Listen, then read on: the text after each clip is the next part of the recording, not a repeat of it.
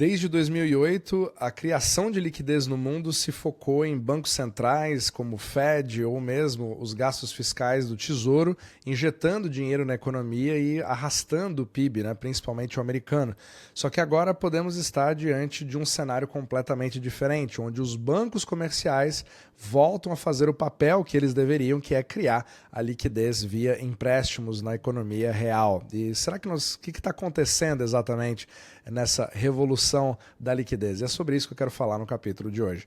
Isso aqui foi uma observação feita por vários analistas e recentemente uma entrevista dada pelo próprio Darius Dale do 42 Macro, né? A gente acompanha muito o trabalho dele, mostrando como que o Kevin Warsh, que é o nomeado pelo Trump para fazer parte ali do Fed, né, como chairman, pode mudar completamente a história e não tem nada a ver com o corte de juros, etc. Se ele é hawkish, se ele é dovish, se ele vai cortar, se ele vai subir.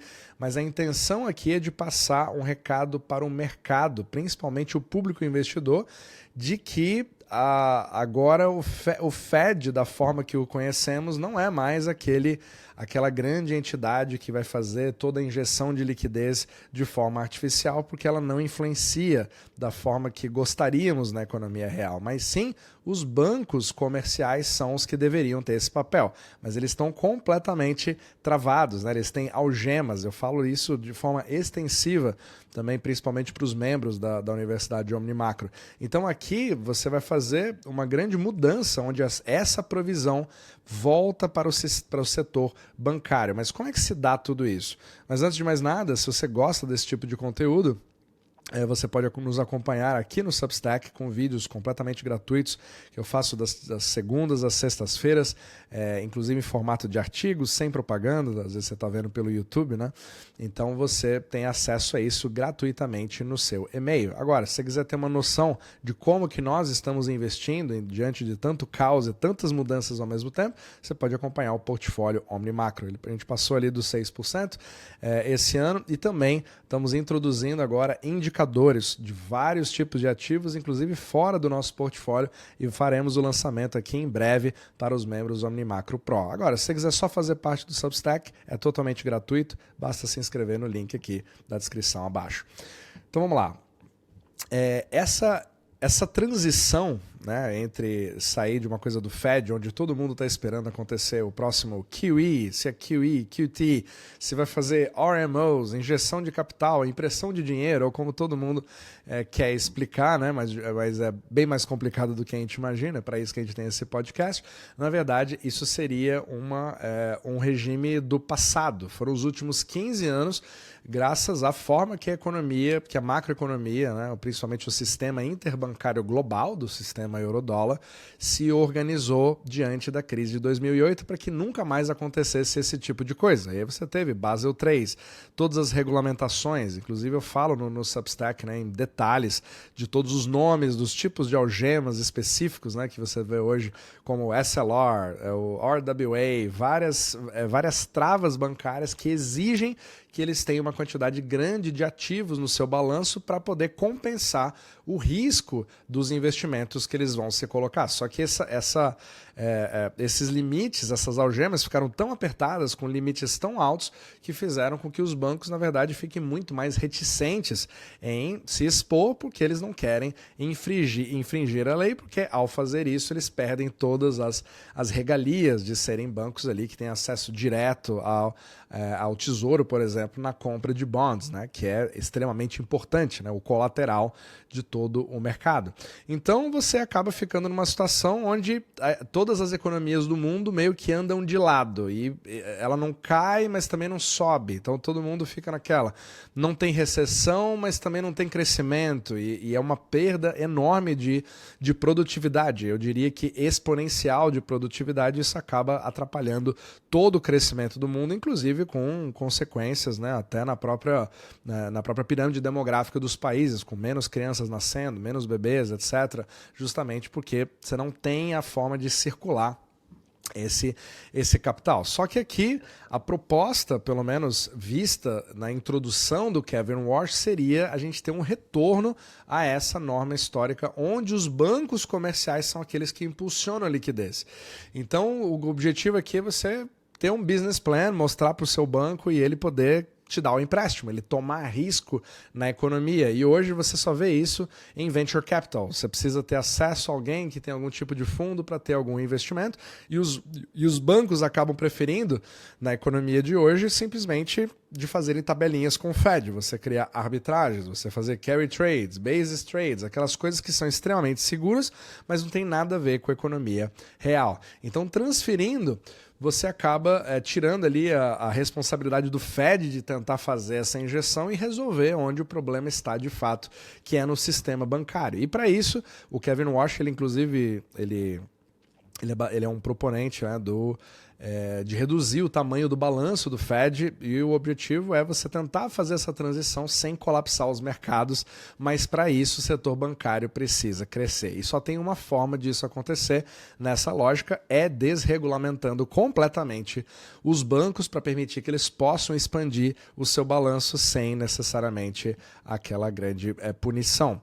Então você precisa, né, fazer ali uma jogada de tirar a liquidez de um lado e colocar ela do outro, só que com certeza isso promete mais volatilidade ainda do que nós já temos. Como se 2026 não tivesse nenhuma volatilidade até agora. Só que agora tem um outro fator que eu achei extremamente interessante nessa análise, que é uma das tendências preocupantes dos Estados Unidos, que é um país que tem ali, não sei se a maioria das pessoas não sabe, mas os Estados Unidos tem mais de 100 mil bancos diferentes. Então, assim, o que fizeram os Estados Unidos crescerem, né, principalmente com essa potência global no mundo bancário, é a capilaridade dos pequenos bancos ao redor dos Estados Unidos, que são os regional banks, os bancos regionais, ou os credit unions, né, que são aqueles bancos pequenos que atendem ali a população nos lugares mais remotos.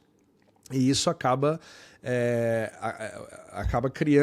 criou-se desde 2008 todo um movimento onde esses bancos não têm a menor chance contra os bancos maiores e permitiu uma grande concentração do capital, justamente pela falta de poder aquisitivo, digamos assim, da participação do mercado de repo, que é o empréstimo interbancário, o colateral, etc. Então você vê cada vez mais o capital sendo concentrado nos grandes bancos que a gente chama de primary dealers, que são aqueles bancos de primeira linha que estão ali de frente e são os primeiros a receber os leilões do Tesouro, né? Quando você tem a dívida pública americana, né? Os famosos T-bills, são eles que detêm tudo isso e eles que acabam segurando para eles. E na hora da crise, os bancos regionais são aqueles que precisam de liquidez e você acaba tendo fuga de capital deles e muitos deles vêm morrendo, né? Vêm falindo, etc.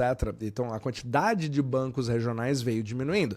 Só que nesse novo regime você começa a ver uma oportunidade para esses bancos, né? Isso aqui não se trata de nenhum tipo de recomendação de investimento, mas isso é uma visão onde nesse exato momento a gente tem um lag, né, de oportunidade, onde você tem um crescimento do setor bancário nesse exato momento, entre 7% a 8%, só que os bancos regionais ainda estão bem atrasados em relação a esse crescimento. Só que uma mudança de regime como essa poderia criar sérias oportunidades para bancos regionais, onde muitas pessoas não estão enxergando esse tipo de coisa. Claro, basta ver, a gente precisa ver ainda se isso vai se confirmar de fato, né? A gente precisa ter a nomeação, etc., e as ações que vão partir daí. Mas até lá tem muito chão para correr ainda. Estamos em fevereiro e a mudança do chairman do Fed vai acontecer somente em maio, né? Quando o Jerome Powell for finalmente sair da sua cadeira. Então você vê aqui um gap de 1 ano a 2 anos, onde, segundo o Darius Dale, né, muitos podem antecipar essa convergência, etc., criando ali uma demanda talvez maior para esse tipo de banco. Só que ao mesmo tempo, você também tem todo um contexto macro que a gente não sabe o que vai acontecer. Foi inclusive o tema do meu capítulo de ontem, com o famoso artigo da Citrini, que em princípio fez todos os mercados desabarem, justamente falando sobre um futuro em 2028, onde talvez nós não tenhamos, né, a mão de obra necessária humana como necessidade, teremos simplesmente as IAs substituindo a maioria das pessoas, e aí você começa a ter várias forças deflacionárias sobre a renda. Ao mesmo tempo, onde você tem empresas como a Anthropic criando ferramentas que acabam fazendo uma uma concorrência desleal aos grandes da indústria que já estão hoje, né? Principalmente ali os grandes, os large caps hoje, né? Que fazem parte da SP500, né? Microsoft, Google, etc. Empresas principalmente aquelas que trabalham com SaaS, né?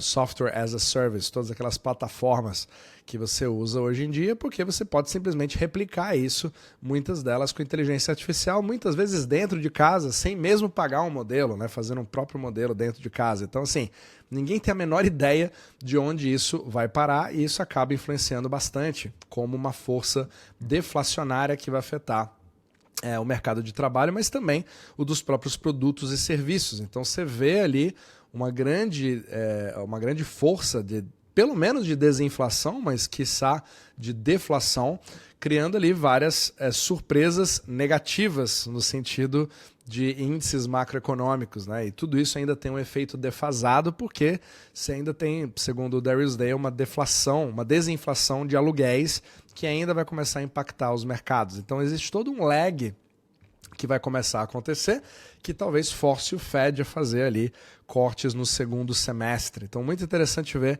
se essas coisas vão acabar se confirmando ou não. Então, aqui, inclusive, ele fala, né, sobre como que existe toda uma difusão da tecnologia, né, da IA, que está cruzando fronteiras e está indo em todos os lugares ao mesmo tempo, melhorando a produtividade global.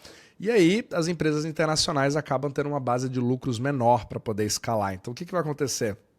Será que isso vai afetar a SP500 para o futuro? Será que isso vai permitir crescimento de outras? Então, resta ver o que vai acontecer nesse sentido, mas com certeza isso vai criar também uma certa volatilidade.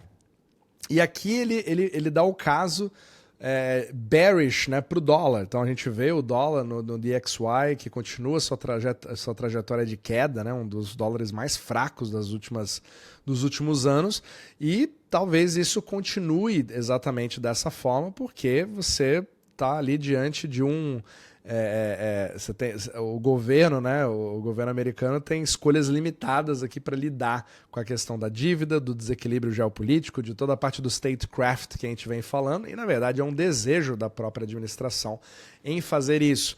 Só que aí tem aquela grande questão, né? Ou você cresce ou você tem que monetizar. Então você precisa criar o crescimento da economia, mas ao mesmo tempo manter empregos e tudo isso diante de eleições midterms que vão acontecer agora, e você precisa que os americanos se sintam ricos o suficiente ou tenham renda o suficiente para ter uma perspectiva melhor de futuro. Então tudo isso só vai criando cada vez mais confusão para a gente ver o que vai acontecer diante dos próximos meses. Então, quando você soma todas essas questões, a gente está tendo literalmente uma grande faxina, para ser bem sincero, nos Estados Unidos, porque você criaria toda uma nova arquitetura de funcionamento do regime, né, de como toda a circulação de capital acontece. Então, resumindo aqui, né, o regime de liquidez, onde o Fed recua e os bancos avançam, e aí você tem esses bancos regionais com uma certa oportunidade que pode começar a surgir a partir daí. E aí o Darius Day também fala sobre ações internacionais que podem ser beneficiadas, né, dessa difusão aí da IA e também desse dólar fraco, que permite que o dólar possa se espalhar ao redor do mundo. Então, isso vem ainda, né, numa grande força. Podemos ter uma reversão? Talvez sim, mas ainda tem bastante fôlego para que isso continue. E aí você vê um cenário de fundo, né, onde o Fed pode cortar juros no segundo semestre, porque ainda tem muita força vinda por aí. Tá mais ou menos o posicionamento dele, mas o mais importante aqui era realmente passar essa mudança de regime de liquidez, porque nós talvez estejamos diante de um cenário onde muitos estão esperando uma recessão, mas de repente vem aquela liquidez vinda do próprio setor bancário, influenciando diretamente a economia real e pegando muitas pessoas de surpresa.